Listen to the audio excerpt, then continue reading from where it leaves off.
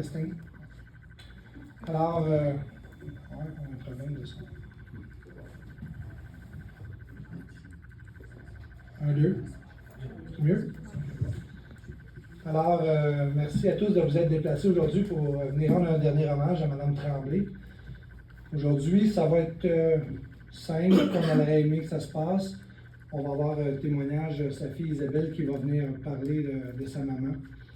Donc, le but, c'est de lui rendre un dernier hommage, parler un peu de la vie qu'elle a faite et se rappeler les bons souvenirs. C'est pour ça qu'il y avait des belles photos qui ont circulé sur la télévision juste ici à côté. Donc, c'était de se rappeler les bons moments que vous, chacun et chacune ici, a passé avec elle. On l'a tous connu dans une situation. Moi, c'était au Galartis que j'ai connu Mme Tremblay. Donc, c'est chacun a un petit souvenir d'elle à se rappeler des bons moments. Alors, je vais laisser la parole à Isabelle, qui s'est donné beaucoup, qui a préparé bien des choses, toutes les petites personnalisations. Il y avait des photos sur les tables, des choses. On voit la patère avec ses foulards, chapeau, ces petites choses qui lui appartenaient. Donc, beaucoup de personnalisation qui nous rappellent Suzanne. Alors, j'invite Isabelle. Merci. Alors, bonjour tout le monde. Oui, je prends mon courage à deux mains. Je veux rendre ma maman fière. Alors, premièrement, merci de vous être déplacés pour notre mère, Éric et moi, Suzanne Tremblay. Puis, hier soir, justement, je parlais à Jacob, le garçon à Éric, puis je répétais souvent à mes enfants, c'est important cette célébration de la vie. Ça nous aide à fermer un chapitre, à souligner les bons moments. Les gens qui viennent ici, ben, il y a de la famille, il y a des oncles, des tantes, des amis de Suzanne, il y a des amis à Éric, des amis à moi. Puis, ils sont là pour nous soutenir, nous, puis apprendre un petit peu de la vie à grand-maman aussi. C'est sûr que c'est triste de perdre une mère, une grand-mère, une amie, mais on est ici pour partager les bons moments. As-tu trop de feedback encore? C'est par là, par là. C'est bon? Oui. Grand respire. Vous connaissez ma mère, vous saurez où c'est. Je veux la rendre fière. Oui. Puis pour ceux qui la connaissent, elle le dirait, puis j'en aurais peut-être même honte de comment fière qu'elle est de dire qu'elle est fière de ses enfants et de ses petits-enfants. Mais c'est grand-maman, puis on respecte ça. Éric, es-tu fière, grand-maman? Es-tu fière, maman? C'est quoi sa dernière fierté qu'elle t'a mentionnée? Ah, ça c'est à Jacob. Jacob. Tu me disais hier qu'elle se disait la grand-mère d'Excel Polymère.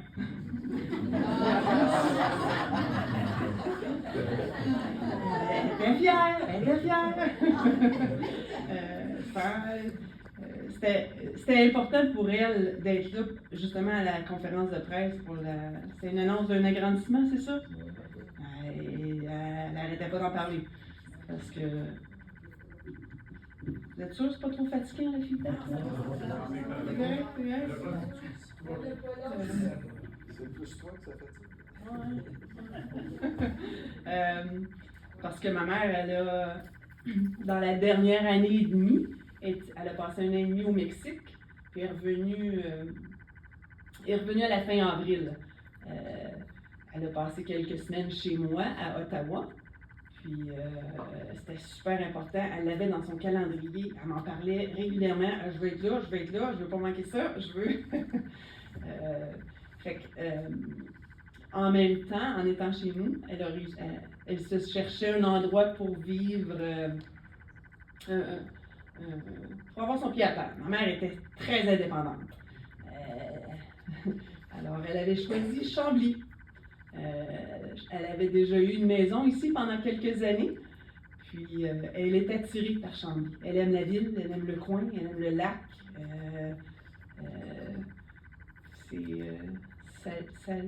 Ça signifiait quelque chose pour elle, Chambly. Puis justement, elle avait trouvé un petit appartement juste ici, pas loin, à la résidence.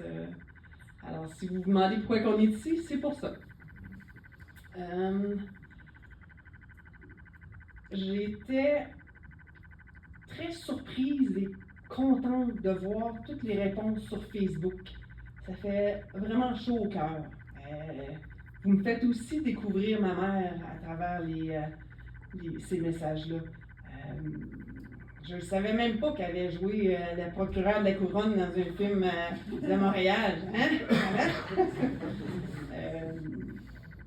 Puis, c'est ça, j'en suis fière de ma mère. Je voulais vous dire que oui, c'est une Tremblay. Elle vient du Saguenay. Éric et moi, on l'appelle Mom. Vous m'avez peut-être déjà entendu dire Mom. On appelait notre père Daddy. Elle nous a eu à 19-20 ans. Okay? Elle se trouvait trop jeune pour se faire appeler maman. Elle trouvait que ça sonnait mal à ses oreilles. Fait que, vu qu'à ce moment-là de sa vie, on restait au sud de l'Ontario, ben, Mom, ça l'a resté. Encore aujourd'hui, c'est Mom. C'était ta partie, Eric.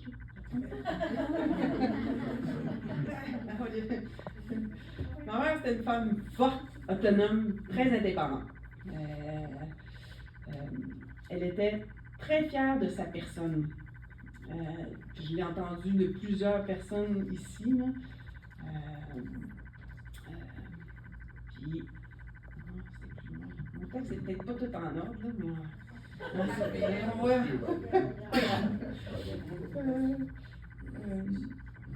elle avait aussi une très bonne plume.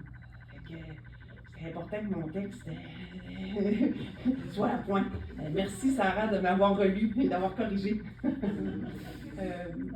Elle adorait lire sa presse à tous les matins. Elle faisait ses mots croisés. Ses nouvelles, c'était sacré. Elle suivait les nouvelles internationales d'aplomb. Même Véronique, avec René, c'était des grosses discussions. Suzanne et René, là, les nouvelles internationales, c'était wow, ok. Mais peu importe le sujet, ma mère, elle pouvait vous entretenir sur le sujet, puis elle avait des très bonnes connaissances. Elle lisait beaucoup, hein, avec sa liseuse et ses 10 000 livres à choisir. Je savais que c'était quelqu'un de très généreux, mais à parler à plusieurs ici, c'est comme wow, c'est vraiment un autre niveau. J'en suis fière. Autant elle était fière de nous. C'est très vrai. C'est quelqu'un qui aider son prochain, c'est dans sa nature. Même si elle, parfois, elle n'avait pas beaucoup, aider son prochain, c'était une de ses priorités numéro 1. J'ai appris par Véronique qu'elle continuait à aider les itinérants au Mexique. Puis même ici, à la résidence à Chambly, quand cette semaine, je suis venue faire un petit aller-retour, je venais chercher des photos. Puis la fille à la réception, j'oublie son nom, là, mais oh mon Dieu, ta mère, je l'aimais donc, elle est tellement gentille. Elle m'a prêté une table, elle trouvait que je faisais pitié. Hein? Alors, elle marque les gens partout où elle va. Elle a un très grand cœur. Je voulais vous raconter cette petite anecdote. Quand j'étais plus jeune, j'adore les chats. Je voulais. Mais ma mère, elle a une peur bleue des chats. Elle n'est pas capable. Mais moi, j'aimais tellement les chats, elle ne pouvait pas dire non. Oui, j'ai toujours eu un chat depuis que je suis toute petite. Puis, j'ai des souvenirs que, tu sais, si le chat était assis sur la chaise berçante, puis que là, ma mère voulait se bercer, elle avait beau Elle avait bougé, le chat bougeait pas. Elle sortait les mitaines du poêle. Elle freinait le chat. C'est comme ça qu'elle subissait mes chats.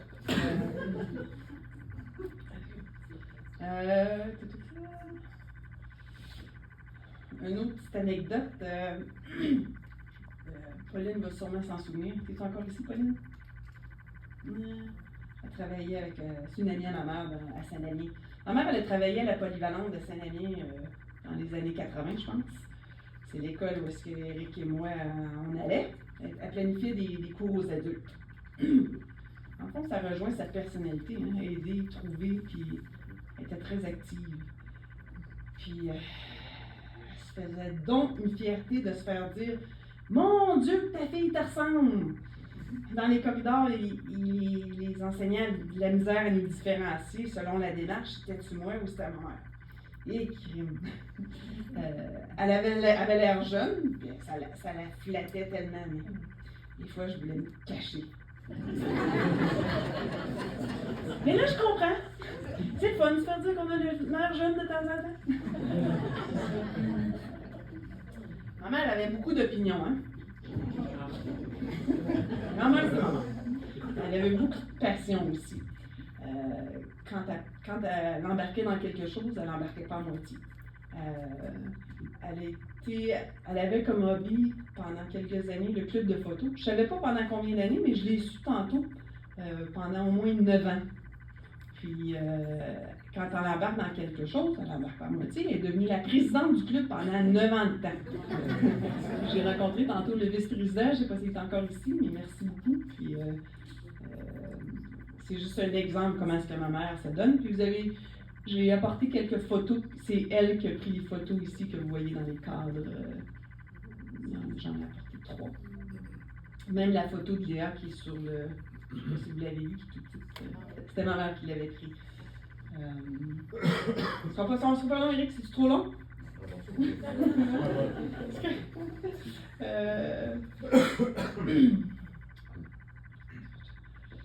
Elle était très fashion. Beaucoup l'ont dit ici, puis c'est vrai. Elle adorait le beau linge, bien mise.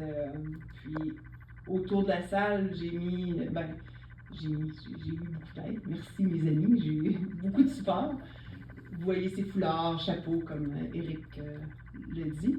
Puis, en son honneur, excuse Eric, mais je porte la robe à ma mère.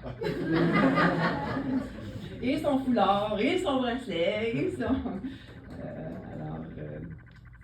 Je suis une des seules filles qui aimait ça quand ma mère allait magasiner pour elle.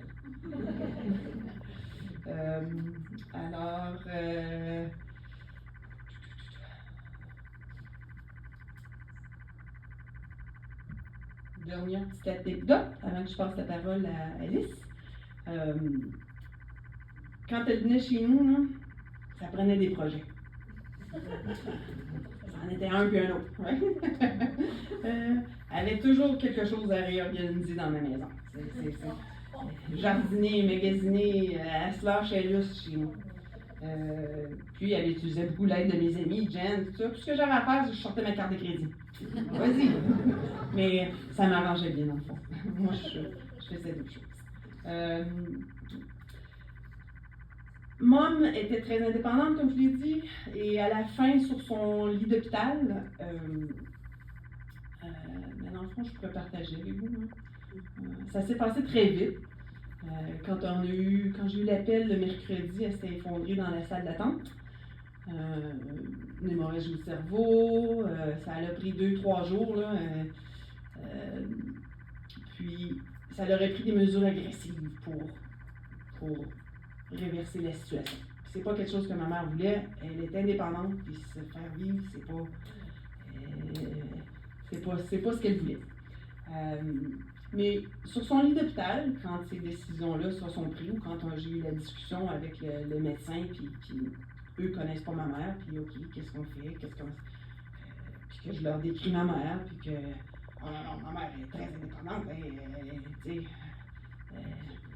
elle a voulu des mesures agressives, non. Du moment que j'ai dit ça, ma mère, elle a juste levé son genou, puis comme, elle m'a donné raison. Parce qu'elle était rendue au point où est-ce que, genre, tu sais, elle ne pouvait plus parler, mais on savait qu'elle entendait encore. Puis même à côté d'elle, avec Eric, quand on parlait ensemble, Eric et moi, on pouvait voir que sa respiration changeait. Elle était là, puis elle était là jusqu'à la fin. Jusqu'à son dernier souffle, j'ai pu tenir la main de maman, avec Eric au téléphone. OK, je pense qu'on a passé le dernier souffle. Oh, wow! Je dis, qu'est-ce qu'on fait? Mais c'est ça, on a respecté la volonté de notre maman. Puis je vous remercie encore d'être venu rendre un dernier hommage à ma mère. Je vais laisser la parole à Alice, qui est la plus vieille. Elle va nous dire un petit mot au nom des petits-enfants. Après ça, on va avoir Véronique. Mais pour faire un petit mot, s'il y en a qui ont des anecdotes à raconter, vous êtes les bienvenus. Je te laisse la parole, Alice.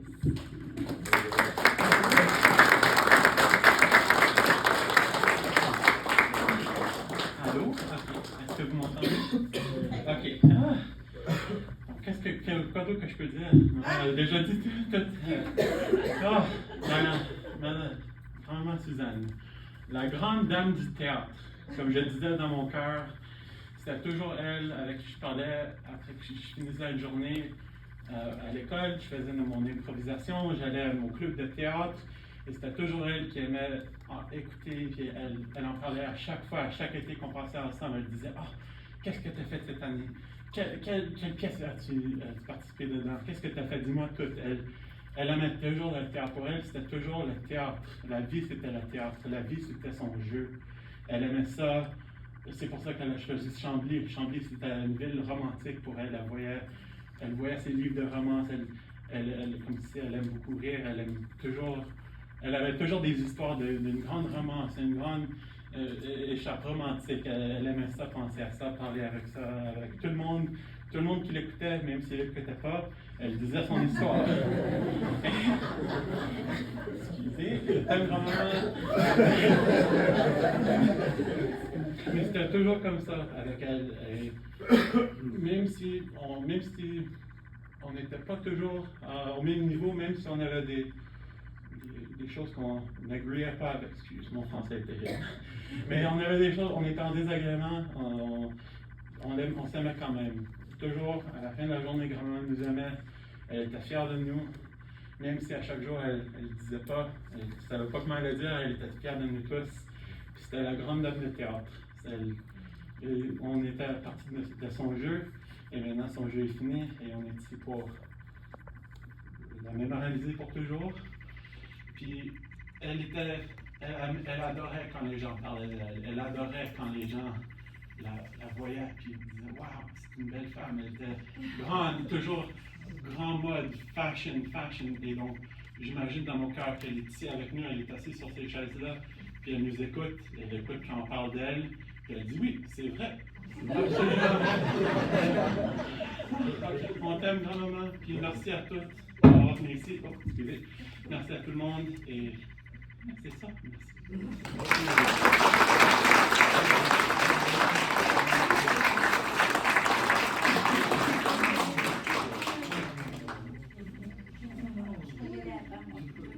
C'est le dernier message.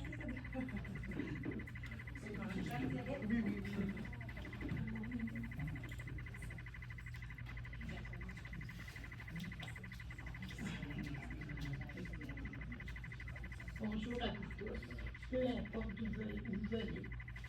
Beaucoup d'amis du Mexique qui sont venus nous rencontrer aujourd'hui, des amis de Saint-Damien, des amis de longue durée un peu partout.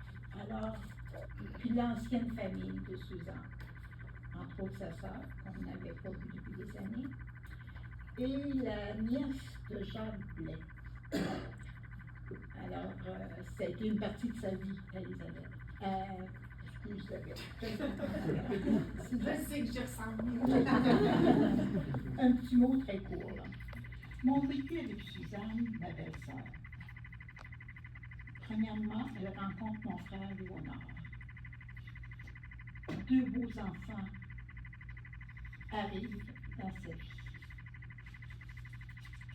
Après Léonard, elle rencontre Jacques Blais. Pour moi, un ami pour la vie. Ensuite, quelques rencontres éphémères dues à la famille. Et et elle adore ses petits-enfants. C'était toujours, tu sais, peu importe où elle allait, il fallait toujours renoter les petits-enfants, comment ils étaient beaux, comment ils étaient charmants, et vraiment Suzanne. Finalement, notre relation prend un nouvel envoi. Suite à un téléphone d'Isabelle, elle me dit, Maman, j'aimerais que Suzanne aille te rejoindre au Mexique. Ah, j'ai dit, OK. Paye un billet, Isabelle arrive au Mexique. Suzanne. Ah, mon Dieu.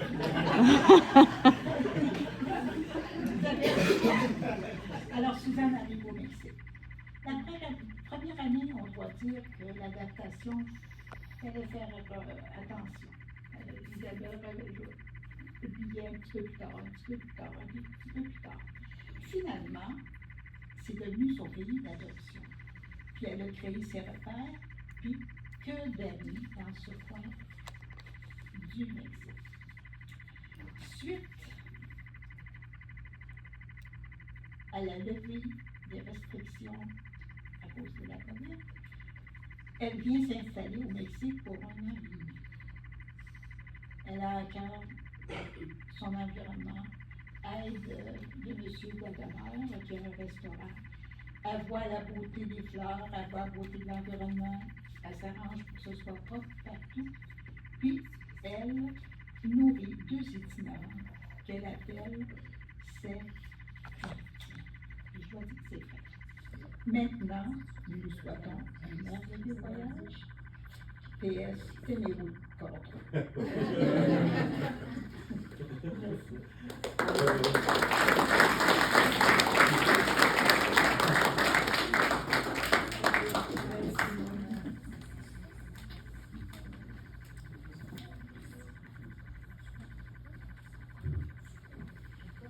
Est-ce qu'il y avait des gens qui auraient aimé dire une petite anecdote, quelque chose, un souvenir que vous avez eu avec Suzanne, que vous auriez aimé partager parmi les amis ou les membres de la famille?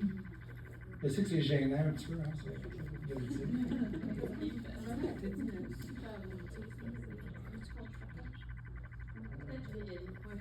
Ah, on va.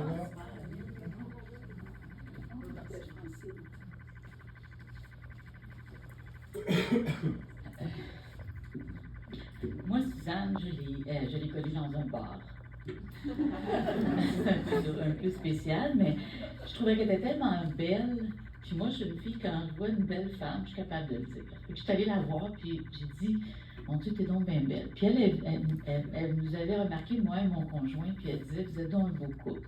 Puis on s'est parlé quelques années. Puis à un moment donné, un hiver, je ne la vois pas. Au printemps, elle arrive, puis j'ai dit, mais où t'étais passée? Je ne t'ai pas vue cet hiver. Elle me dit, j'étais au Mexique. Je dis, ah? Elle dit, à Guayabitos. Puis elle parle avec moi, avec mon conjoint, puis mon conjoint, il dit, ben, pourquoi tu y vas pas à Guayabitos?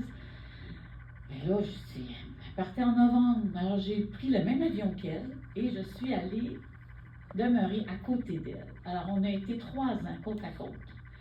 On a eu beaucoup de plaisir. Et oui, c'était une grande dame. Oui, elle aimait être élégante. Elle venait me voir, est-ce que mes cheveux sont beaux? Est-ce que ma robe est correcte? Elle voulait toujours être parfaite. Et on a eu des soupers, on a eu énormément de plaisir. Et elle était très serviable. Plus elle allait, plus elle était serviable avec les gens là-bas. Elle les accueillait. Lorsqu'elle a changé de place, elle est allée chez Enrique.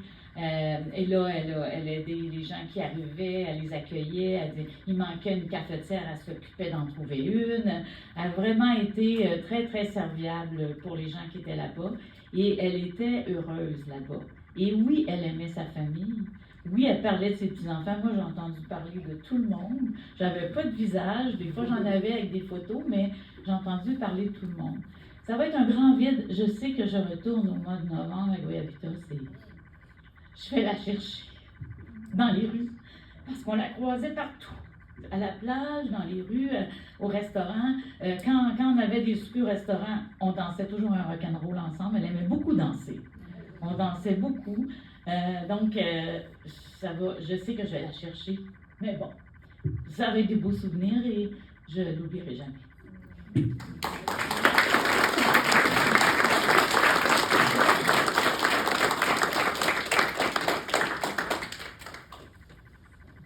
D'autres personnes qui veulent s'avancer, dire quelque chose? Beaucoup de pression sur Jacob, tout le monde a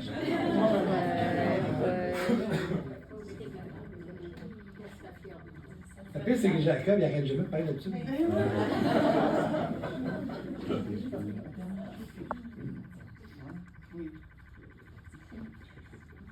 God damn. C'est quoi la dernière chose que grand-maman t'a dit? J'étais au bureau chez Excel. Puis ma grand-mère est arrivée, puis elle avait besoin d'aide. Elle avait besoin d'aide pour rentrer du stock dans sa voiture, des cordes, des peintures, toutes sortes de cossins, hein? Beaucoup de voyages, une couple de voyages, parce qu'elle a déménagé à Chambly, justement. Ouais, le gros. Et donc, par le speech en place. Ah!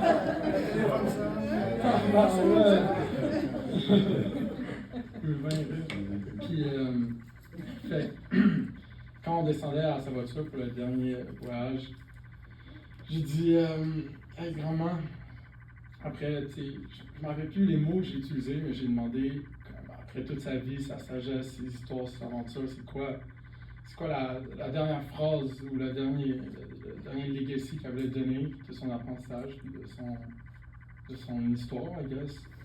Savoir comme, c'est quoi la dernière chose que tu veux dire, puis laisser au prochain. Puis elle a regardé dans le ciel, puis elle m'a dit, vis ta vie. Fait que c'est sa dernière parole, puis c'est la dernière fois que je l'ai vue également.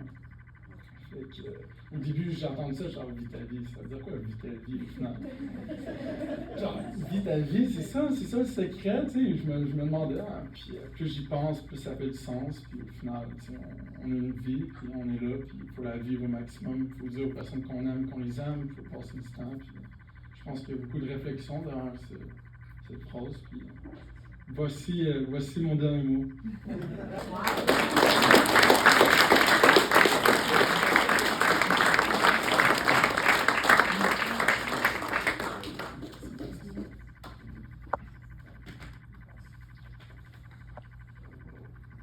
Qu'est-ce qu'elle lui a dit? C'est exactement ça qu'il avait déjà commencé à faire. Là.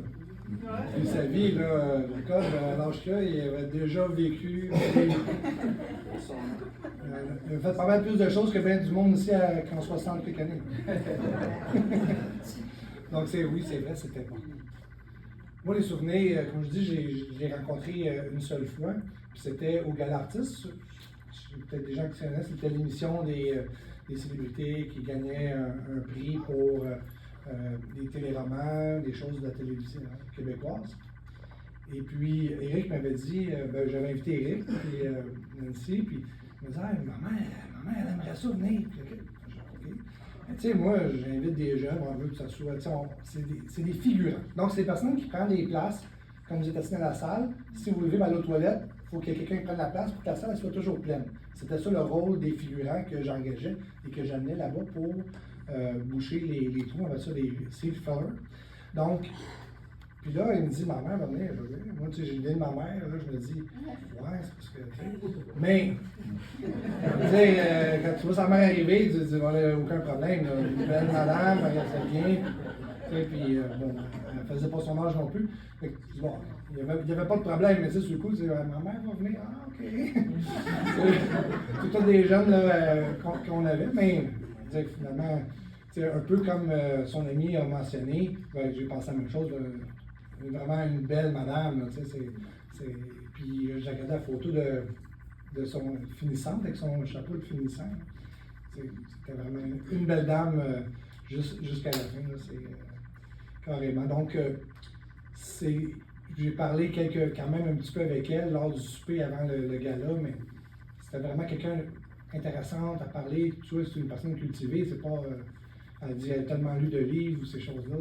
C'était vraiment quelqu'un de très bien. Puis quand Eric m'a appelé, je pense que c'était un vendredi ou je sais pas, quand il y avait. Il m'appelle, il dit écoute, on est à l'hôpital, puis il dit j'étais au restaurant, j'étais chez Discala Granby, en train de manger avec ma mère et ma fille. Puis il m'appelle, il dit je veux pas te déranger. On me déranger. Il m'apprend que sa mère est à l'hôpital, puis qu'elle soit grand-temps, puis je regarde. Du temps pour toi, on toujours en avoir pour t'expliquer, t'aider un petit peu là-dedans, parce que bon, c'est pas mon salon funéraire ici, mais moi c'était à Granby, puis c'est moi qui ai un peu chapeauté ça avec Isabelle et Eric pour organiser, pour rendre un hommage, pour qu'il se passe quelque chose, puis que ça se passe bien. Puis c'est ça que je répétais souvent à Isabelle, je disais, tu sais, l'important c'est, tu peux pas recommencer une funéraille, c'est pas bien fait, il faut la faire correctement tout de suite du premier coup. Donc, essayer des aiguillés, puis dire, ben regarde, il faut penser à ça, il faut le faire de cette façon-là, puis essayer d'organiser, puis je pense qu'on a réussi la mission. Donc, je pense que oui, elle serait fière de savoir que tout s'est bien passé, puis que tous ces gens-là, vous vous êtes déplacés, il y a des gens qui sont partis de Saint-Damien, de Gatineau, Granby, et plusieurs autres villes, là, je ne peux pas toutes les nommer, mais des gens qui sont partis loin, puis bien sûr, au nom d'Isabelle, d'Éric, puis même des petits-enfants, ben, merci de vous être déplacés aujourd'hui. Parce que tantôt, Eric il l'a mentionné, c'est un baume sur le cœur, puis c'est réconfortant. C'est un acte d'amour, de vivre ça, puis de savoir que ses amis, ses connaissances, ces gens-là. Puis il y a beaucoup de gens qui l'ont peut-être écrit sur Facebook, ne pouvaient pas se déplacer. Il y avait une distance quand même pour certains gens. Donc, ça va sûrement continuer. Il y a des gens qui peut-être n'ont même pas encore appris le décès, qui vont le savoir plus tard, puis que ça va continuer d'avoir des choses réconfortantes. Donc, qu'est-ce qu'on doit retenir de tout ça? C'est profiter de la vie. C'est arrivé tellement subitement que ce qui est arrivé, puis ça fait 34 ans que je suis dans ce domaine-là, puis je peux vous dire qu'il y a plein de monde qui meurt à tous les âges, là. Puis la seule chose qu'on peut retenir, c'est profiter de la vie. Mordez dedans, puis faites votre vie, puis dites pas « je vais le faire plus tard ». Si vous pouvez le faire, faites-le immédiatement, puis profitez-en. Parce qu'on ne sait jamais quand est-ce que notre nom va sortir dans le chapeau, puis c'est nous autres qui vont partir. Donc c'est le meilleur conseil que je peux vous dire. Puis quand on a cette philosophie-là, ben, ça change un peu notre vie. J'ai perdu mon père à 66 ans, puis mon père a fait le même métier que moi, puis il m'avait dit à 62 ans, je vais vendre ma business, parce que j'ai trop d'amis qui ont pris leur retraite à 65 puis sont morts tout de suite. Puis il est mort à 66. Fait que tu sais, c'est exactement ça. Il faut en profiter. Il faut vivre ce qu'on a à vivre à 100 000 à l'heure. Il ne faut pas avoir de règles. Alors, ça a été un peu ainsi que ça va se terminer, cet hommage à la vie.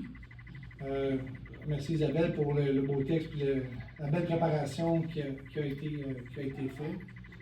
Et puis, je crois qu'on pourrait peut-être juste lui donner une bonne main d'applaudissement pour ce qu'elle a fait dans votre vie.